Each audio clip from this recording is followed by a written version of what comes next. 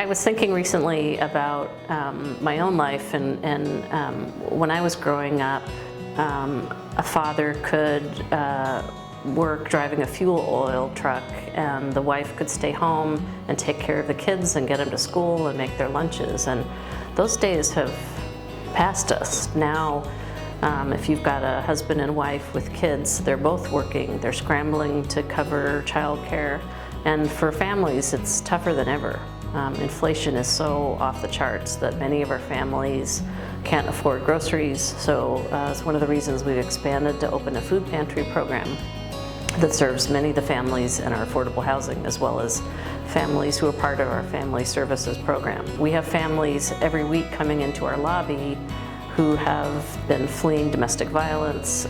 They've fled war zones in other countries, and they're here and they don't have the support that they need to sustain themselves and to thrive.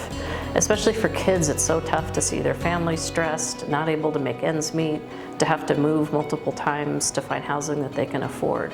I wish that we had enough funding to be able to hire additional case managers to support low-income families, to help them find affordable housing, to help them get into career kind of wage jobs that can support their families, and to put healthy food on the tables. Just in the past week, I was working in the food pantry, and a family came in, a gentleman who's living in a tent with his parents, his sister, and her 2 kids.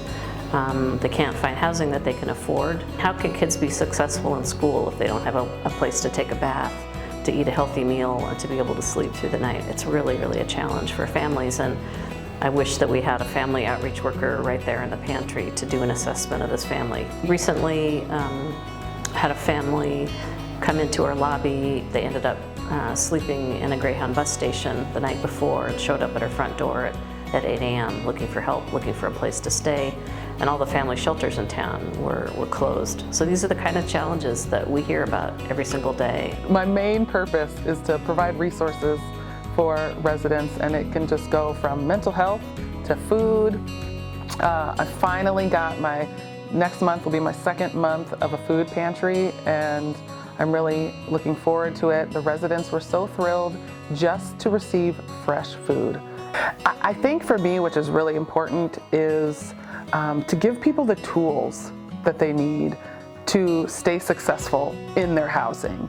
It's really easy to come to somebody and say, I need this, here you go, here you have it, on to the next. But to me, if you actually give the people the tools they need to succeed, it's a better outcome. McCoy Village is named after Gladys McCoy, and her mission was to help people help themselves, and I believe that wholeheartedly.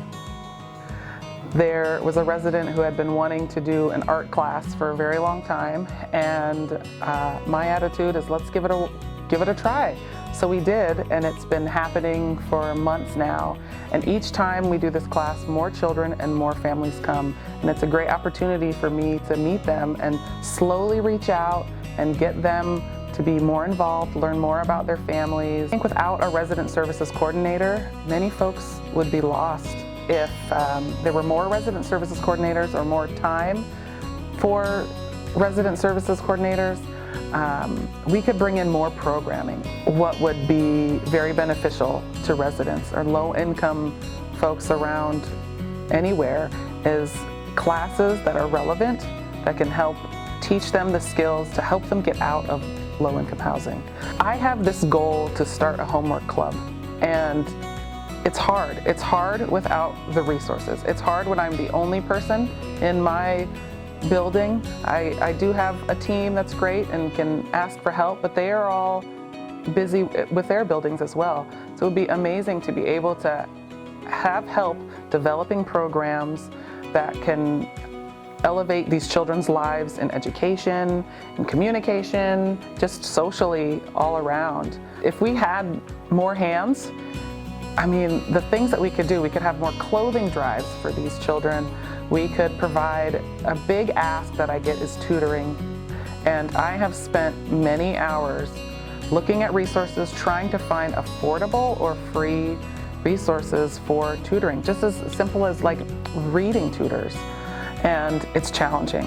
But if we had more people or if we were able to actually pay other people to do this, oh, it would be amazing. There's so many amazing children here. I'd also love there to be some more support for parents.